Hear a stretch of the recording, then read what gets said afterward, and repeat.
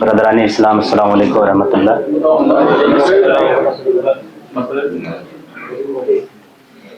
जैसे कि आपके सामने स्क्रीन पे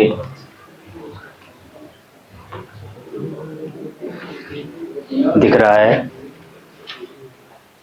एक टॉपिक दिया गया मुझे कि इस पे बात करनी है, इसको हमने अंडरस्टैंड करना है।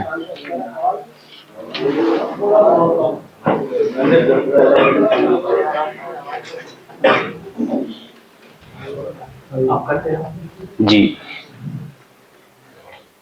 असल में ये टॉपिक जो है बहुत बड़ा टॉपिक है और इसको थोड़े से समय में, थोड़े से वक्त में कंपाइल करना और सामने रखना बहुत मुश्किल काम है, मगर बहुत अहमियत है इस टॉपिक में,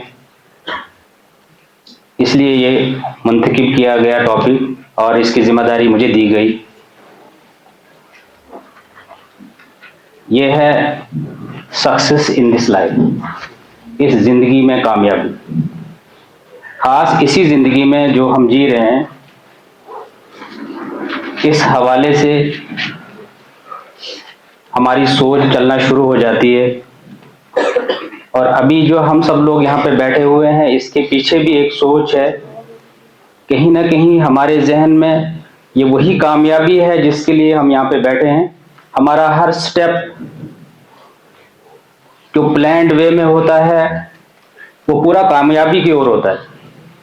तो सबसे पहले इस कामयाबी लफ्ज को जानने की कोशिश करेंगे, ये कामयाबी होती क्या है।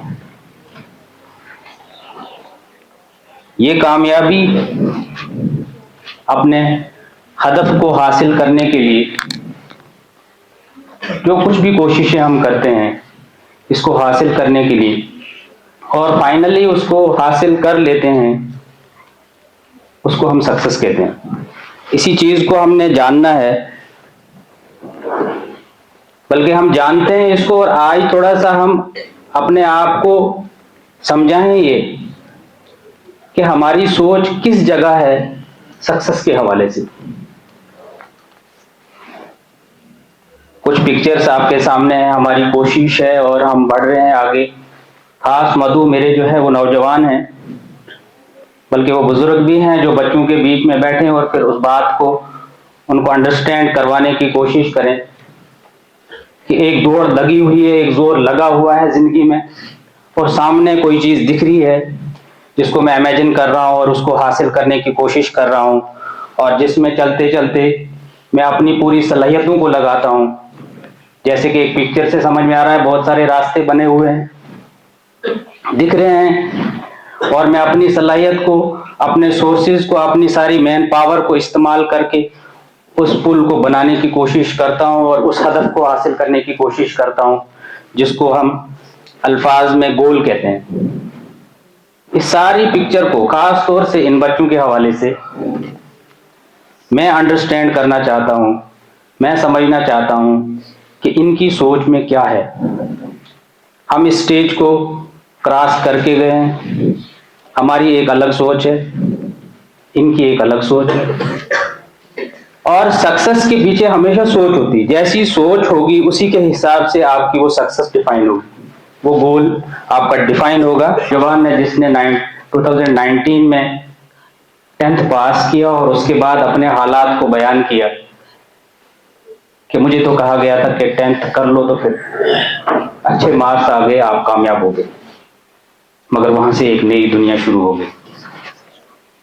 आसपास के लोग मुझे कहने लगे आप ये करो, आप ये करो, क्या करोगे? क्यों? क्योंकि उसके पीछे एक और सोच थी। ये टारगेट्स हमारे, एक मोबाइल हो, एक गाड़ी हो, एक अच्छा सा घर हो, मैं वर्ल्ड के टॉप 10 रिचेस्ट में या अपने जहां पे हूं वहां रिचेस्ट लोगों में आ जाऊं, मैं एक आईडीएन बन जाऊं, मैं एक अच्छा जेई बन जाऊं, मैं एक अच्छा आईएएस ऑफिसर बन जाऊं। ये सारी सोच थी। उस हवाले से वो अपनी उस गोल को सेट करने जा रहा है। अब इन सारे गोल्स के साथ क्वालिटी और क्वांटिटी दोनों है। हम फोकस क्वांटिटी पे नहीं करते, क्वालिटी पे फोकस करते हैं। क्यों? क्योंकि एक पीछे सोच है जिससे हमें डिसाइड कर रहे हैं कि सक्सेस क्या है, हमारा टारगेट क्या है। और जब आप सक्सेस की ओर जाते हैं तो आपको ज्यादातर चीजें जो हम सब लोगों को इन्फ्लुएंस करती हैं वो है हमारे आसपास के लोग।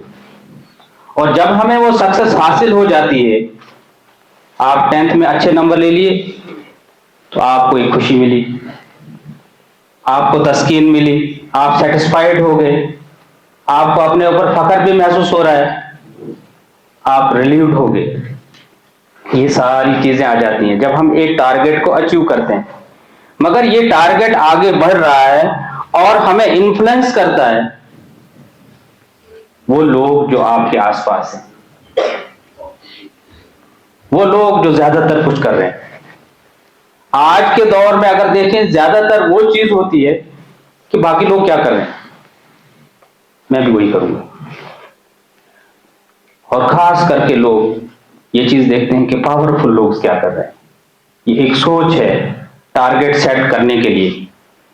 जरा हम अपनी सोच को देखें कि हमारी सोच रियल में सोच कैसी होनी चाहिए और है क्या। We are trying to check our vision. हम किस अंदाज से देख रहे हैं, हम इस एनवायरनमेंट में हैं, इस वक्त हमारी एक सोच होगी, हम वो मकसद दिल में रख के दिमाग में रख के बैठे हुए हैं, यहाँ पे अपनी पूरी एफर्ट्स लगा रहे हैं, वो एक गोल दिख रहा है। मगर इसी मस्जिद से बाहर निकलेंगे, एनवायरनमेंट के हिसाब से, लोगों के हिसाब से हमारे गोल्स डिफरेंट हो जाएंगे।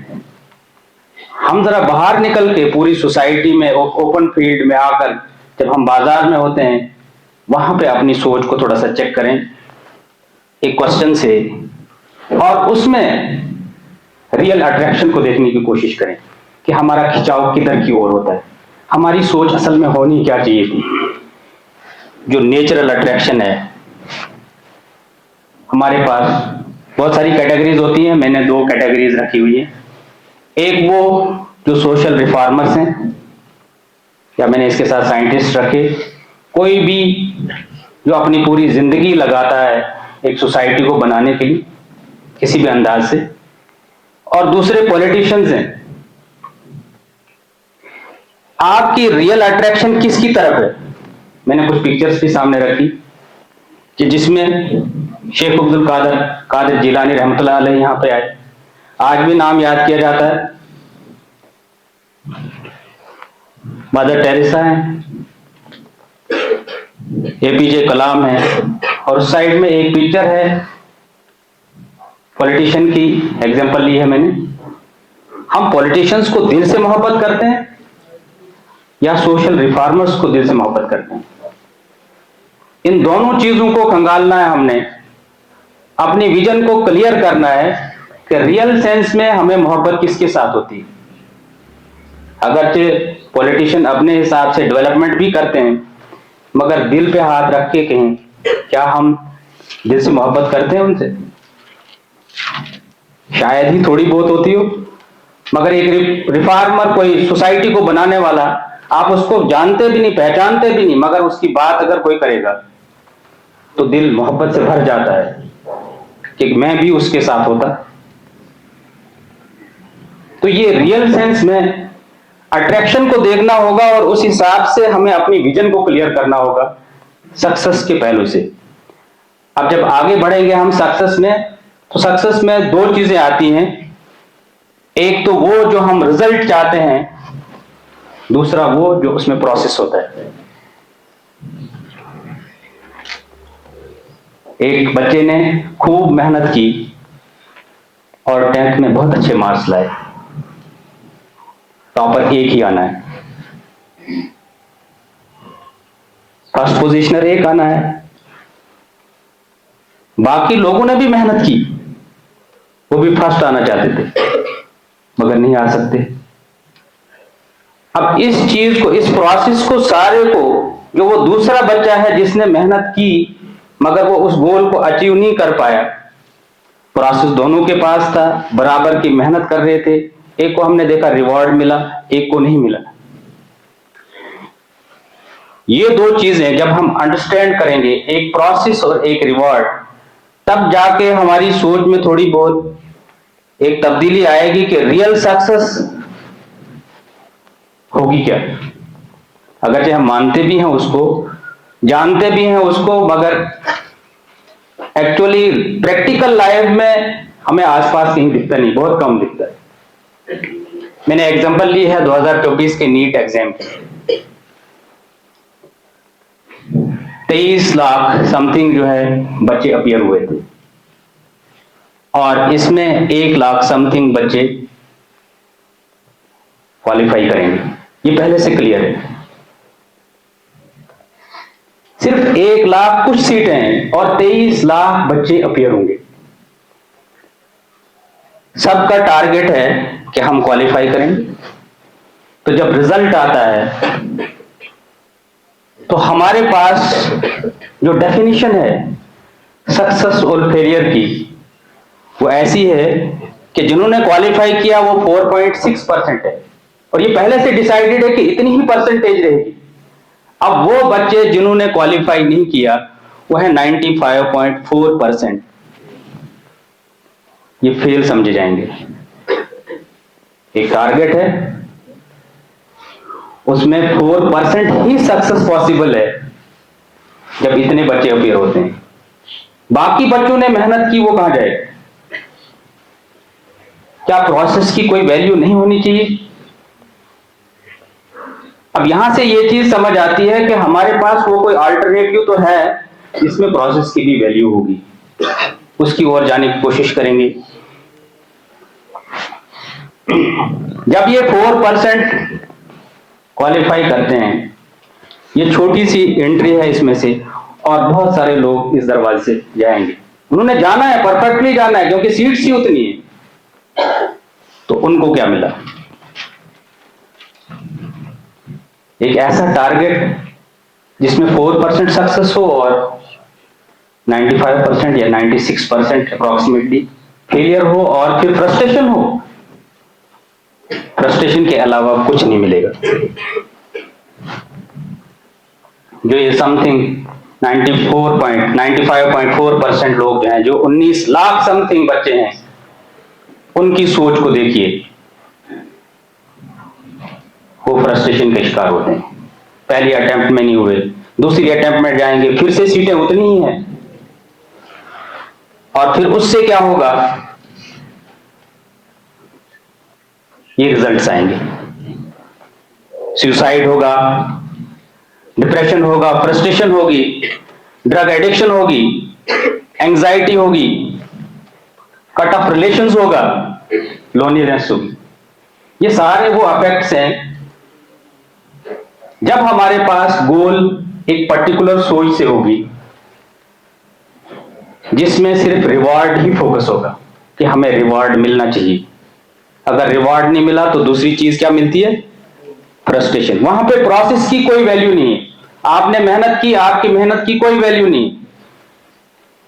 वैल्यू है, मगर हमारी सोच के हिसाब से जिस पैटर्न पे हम जिंदगी गुजार रहे हैं, और उसमें वो जो मेहनत उसने की है उसकी वैल्यू नजर नहीं आ रही है।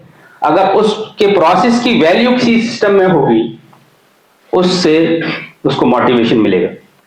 और दूसरे वो जो सक्सेसफुल हैं, जरा उनको देखेंगे तो एक सोच हम लेके चलते हैं कि वो सक्सेसफुल हैं, वो 4.5%। और सक्सेस किसकी वजह से? जो उन्होंने टारगेट सेट किया था वो उनको मिल गया, मेडिकल फील्ड में चले गए या किसी भी और फील्ड में। मैंने एक रिपोर्ट लाई है एनआरसी की, उसमें यह बताया गया कि 30% डॉक्टर्स, जिनको हम मानते हैं कि सक्सेसफुल एक स्टेज पे, 95 में से हमने वो 4% एक टारगेट सेट करके उन्होंने रिवार्ड पाया और उसके बाद वो सक्सेसफुल हैं। 30% इंडियन डॉक्टर्स और फिजिशियंस जो है डिप्रेशन का शिकार है। नेशनल रिपोर्ट है। और 17% ऐसे डॉक्टर्स हैं जो अपनी जिंदगी को खत्म कर देते। जो हमने टारगेट सेट किया, क्या ये रियल टारगेट है? क्या ये सचमुच में सक्सेसफुल पर्सन है? क्या ये जो टारगेट हम सेट कर रहे हैं, इसके पीछे जो सोच हमारी है वो सही है? तो हमें इसको एनालाइज करना चाहिए। इसके अलावा भी यही सिर्फ डॉक्टर्स की नहीं, भी बहुत सारे बिजनेसमैन, वीजी सिद्धार्थ जो जैसे हमारे पास हैं, बहुत बड़े बिजनेसमैन थे, इन्होंने सुसाइड किया है।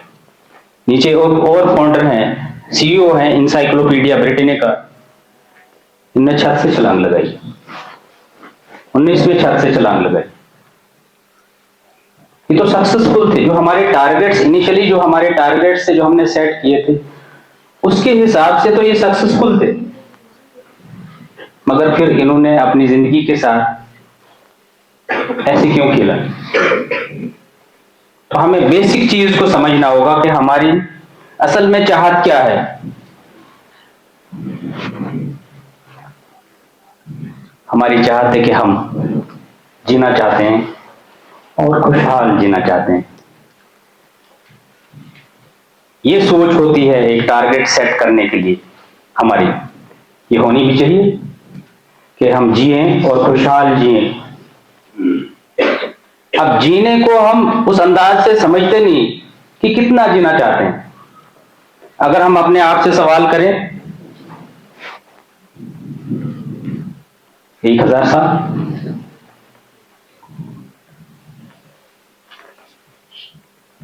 फिर जिएंगे, फिर जिएंगे, क्या मरना चाहते हैं? तो अगर रिवॉर्ड के हिसाब से जैसी हमारी सोच है, वो रिवॉर्ड डिसाइड करेगा हम कौन सा रिवॉर्ड चाहते हैं, हम किस जगह रिवॉर्ड चाहते हैं। इस चीज को थोड़ा से हम गौर करें और अपने आप को एनालाइज करने की कोशिश करें।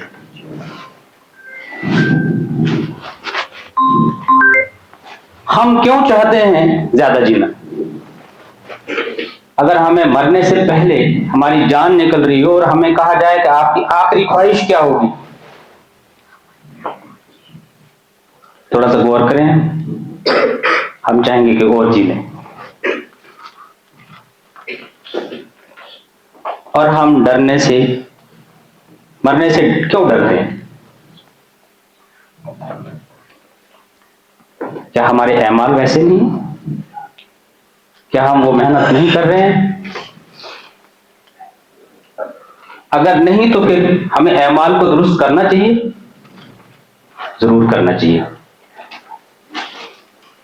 आइए कुरान के हवाले से कुछ चीजें एनालाइज करने की कोशिश करेंगे।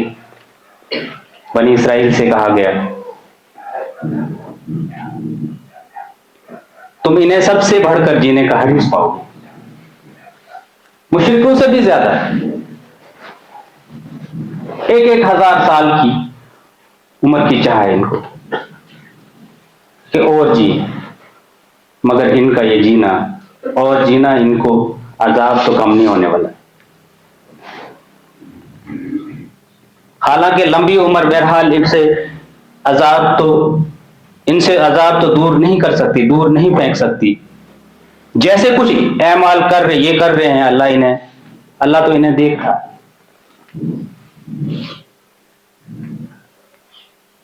हम खुद को इस पैटर्न में डालकर फिर उस कुरान से, जिससे हम दिन ब दिन कट रहे हैं, और दूसरी सोच जो हमारे सामने उभर के आ रही है, उससे बिना कोशिश किए जुड़ रहे हैं। आप कोशिश नहीं करें फिर भी जुड़ जाते हैं। और वो कुरान जो हमें हर पहलू पे गाइड करता है, उससे कटते चले जा रहे हैं। असल में कामयाब होने वाले इंसान कौन है? कुरान क्या कहता है? इन्नल्लज़ीना आमनू व अमिलुस्सालिहाति लहुम जन्नातुन तजरी मिन तहतिल अन्हार ज़ालिकल फौजुल कबीर। वो लोग जिन्होंने ईमान लाया और ईमान लाने के बाद अमल करेगा, अमल में कोताही होगी उसकी इस्लाह करेगा। ये नहीं कि हमसे गलतियां नहीं होंगी, रॉन्ग स्टेप्स होंगे उन पे वापस आएगा। ईमान पहली चीज है। तो सोच में पहली चीज टारगेट सेट करने के लिए ईमान की जरूरत है, तब सक्सेस डिफाइन अच्छे से होगा, उसमें फ्रस्ट्रेशन नहीं दिखेगा।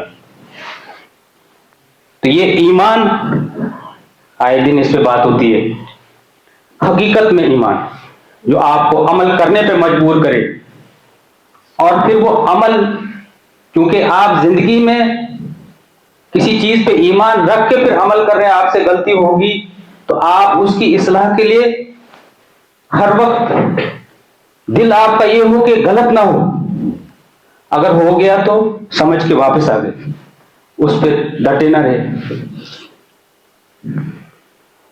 फिर होगा ये डिसाइड कि कौन जीतेगा, जिसका ईमान होगा, अमल सालिहात करेगा, ईमान अल्लाह पे और आखिरत पे, तो उसका टारगेट फिर जन्नत होगा। अब जब हमारे पास जन्नत टारगेट होगा, हमारे पास एक प्रोसेस है जो हम जन्नत की ओर जाएंगे। हमारे पास टारगेट एक डॉक्टर बनना था, हमारे पास प्रोसेस था, हमने नीट क्वालिफाई करना था। अगर उसमें सक्सेसफुल नहीं हुए तो हम फ्रस्ट्रेशन का शिकार हुए, और जो सक्सेसफुल हो भी गए वो आगे जाके फिर भी अनसक्सेसफुल अपने आप को मानने लगे और उन्होंने अपनी जिंदगियां गंवाई। मगर जब हमारा टारगेट जन्नत होगा तो उसमें जब प्रोसेस होगा तो उस प्रोसेस से हमें दो चीजें मिलेगी। आप जो कुछ भी करेंगे उसका अजर मिलेगा। कुरान कहता है आप अपनी पूरी एफर्ट्स लगाएंगे, चाहे आप उस चीज को हासिल नहीं कर पाए, आपने प्रोसेस पे ध्यान देना है। जब टारगेट जन्नत होगा तो इंपॉर्टेंट क्या हो जाएगा? प्रोसेस। वहां पे टारगेट रिवॉर्ड था, इंपॉर्टेंट रिवॉर्ड था, यहां पे इंपॉर्टेंट प्रोसेस है, रिवॉर्ड की बात नहीं की जा रही है। आप एक अच्छी गाड़ी ले सकते हैं, मगर आपने प्रोसेस कौन सा लिया? क्या आपने अल्लाह ने जंग कर दी अल्लाह से और एक अच्छी गाड़ी ले ली? ये प्रोसेस है। आप एक अच्छा मोबाइल ले सकते हैं, मगर आप कौन से प्रोसेस से गए? हर एक प्रोसेस इंपॉर्टेंट होगा, क्योंकि कुरान कहता है कि वो सब्र करते हैं और अल्लाह जो है मोहसिनीन का अज्र जाया नहीं करेगा। अगर वो गाड़ी नहीं ले पाए यहां पे, मगर उसके सारे स्टेप्स जो प्रोसेस में जो उसने मेहनत की है वो जाया नहीं होगी, अल्लाह के पास रिवॉर्ड मिलेगा, वो पूरा प्रोसेस वैल्यूएबल होगा। और साथ में क्या होगा कि अगर आप प्रोसेस से हट गए, आपको लगेगा कि मैं सक्सेसफुल हो रहा हूं, इस सोच को उसके साथ मिला के, मगर आपको दूसरी चीज नहीं मिलेगी, नफ्स मुतमइन्ना। आपका नफ्स इत्मीनान वाला नहीं हो सकता। आपने काम रिश्वत करके, रिश्वत देकर करवाया, प्रोसेस हो गया आपका, मगर आपको इत्मीनान नहीं हो सकता।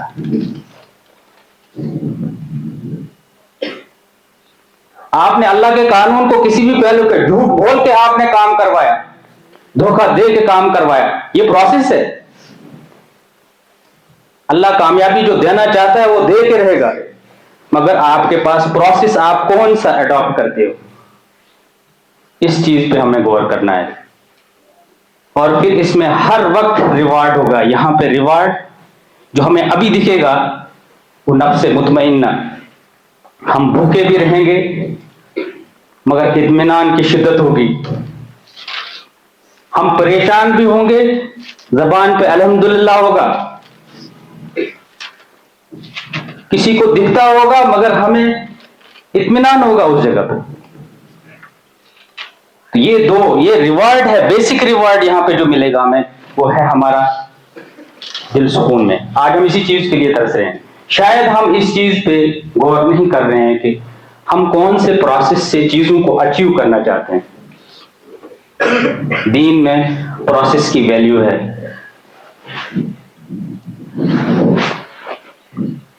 ये बात आ चुकी कि आप सब्र करते रहिए, यकीनन अल्लाह ताला नेकी करने वालों के अजर जाया नहीं करता, उनके एफर्ट्स को बिल्कुल जाया नहीं करेगा। ये कुरान कह रहा है और हमें इस पर पूरा यकीन होना चाहिए कि अल्लाह जाया नहीं करेगा। और दूसरा, या अय्युहन नफ्सुल मुतमइन्ना, ये सवाल किया जा रहा है कि आपको इत्मीनान मिलेगा। यहां पे जब टारगेट जन्नत होगी, हमारा फोकस जन्नत पे नहीं रहेगा, हमारा फोकस प्रोसेस पे रहेगा। That is the reward. अगर हम सही प्रोसेस पे हैं तो हमें इनाम मिलते चले जाएंगे। और ये अल्फाज जब हमारे जहन में होंगे कि अल्लाह ताला हमें हर वक्त टेस्ट कर रहा है, you are in the examination of Allah, आप कैसे परफॉर्म करते हो, आप अपनी सलाहियतों को कैसे इस्तेमाल करते हो। आपको लगता है आप वो अचीव नहीं कर पाए, आपको वो चीज हासिल करनी थी, शायद नहीं थी आपके मुकद्दर में, इस चीज को मानते हैं हम, मगर हम कोशिश करते हैं कि वो चीज मिल ही जाए। अगर हम प्रोसेस में रहेंगे, हमारे मुकद्दर में होगी तो मिल के रहेगी। इस पे हम गौर नहीं करते। हमने उसे राह दिखाई, अब वो खवा, वो शुक्रगुजार बने और नाशुक्रा। ये लिबर्टी है हमें इस एग्जामिनेशन में। शायद टाइम ज्यादा हो गया। तो यहां पे मोमिन के मामले में हमेशा सक्सेस होती है, ऑल टाइम सक्सेस, फ्रस्ट्रेशन का नाम ही नहीं। अगर इसे खुशी मिल जाए तो ये शुक्र करता है अल्लाह, और अगर इसे मुसीबत पड़ जाए तो इस पर सब्र करता है। सब्र करते वक्त हमें लगेगा कि शायद ये मुसीबत में, मगर उसके दिल के इत्मीनान को अगर हम टटोलेंगे तो वो अजीब होगा सब्र की कैफियत में।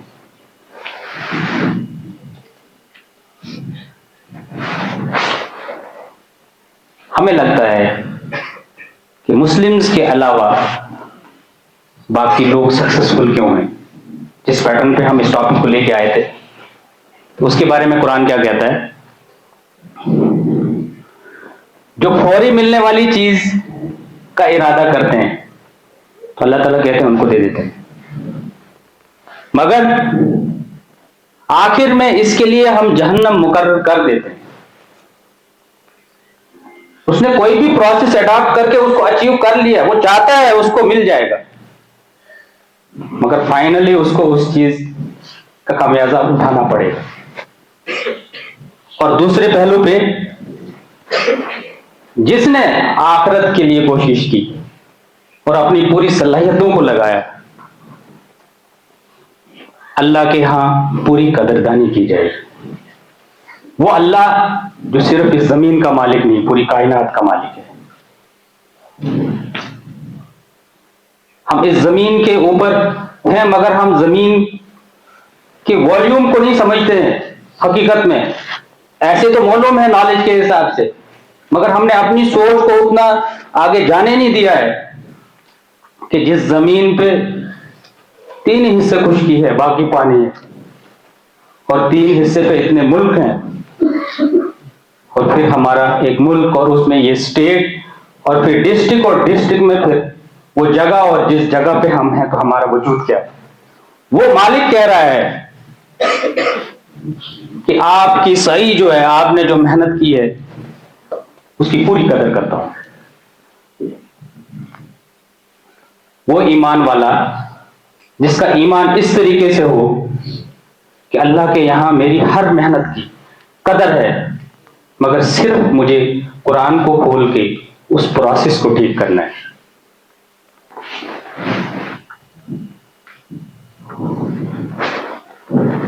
एक हदीस है, जिसने झूठ छोड़ा फॉल्स क्लेम के लिए, उसके लिए एक जन्नत बनाया गया, और जिसने आर्गुमेंट छोड़ा जबकि वो ठीक भी था, उसके लिए जन्नत के मिडल में।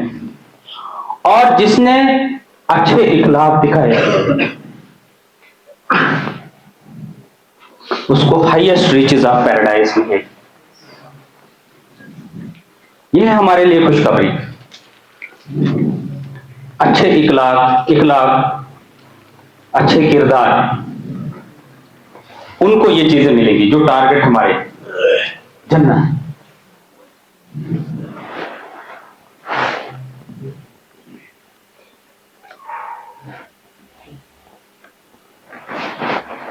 आखिर में मैं इस आयत से इख्तिताम करने की कोशिश करूंगा।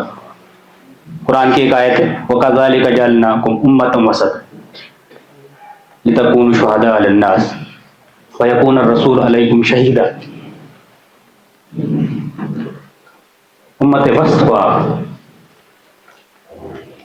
मैं एक शागिर्द हूँ कुरान का, कोशिश करूंगा इस पे जो मैंने समझा है आपके सामने रखूं कि उम्मत वस्त एक बैलेंस्ड उम्मत, मतवाजिन है ये। और उम्मत नबियों से होती है, नबियों से बनती है उम्मत। आखिरी नबी दुनिया से रुखसत हो गई। अब जिम्मेदारी किसकी है? हमारी। हम रसूल के रसूल हैं। हमारे पास वो मॉडल है जिसमें कामयाबी की हर चीज बताई हुई है, वो प्रोसेस बताया हुआ है जो हमें पूरी दुनिया को बताना है।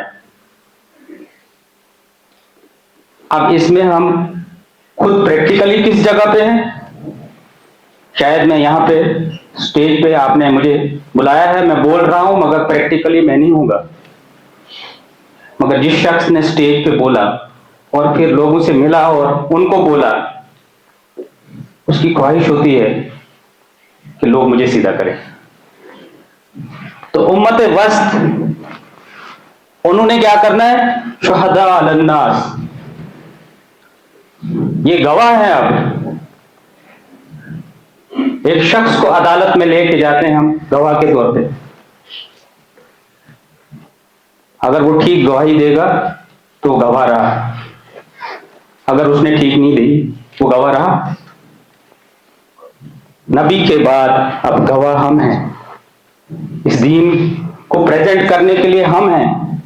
हम अपने अंदर ये देखें कि क्या हम सचमुच में प्रैक्टिकली गवाह बन रहे हैं। क्या हम कह रहे हैं अशहदु अल्ला इलाहा इल्लल्लाह? हम गवाही दे रहे हैं कि अल्लाह एक है।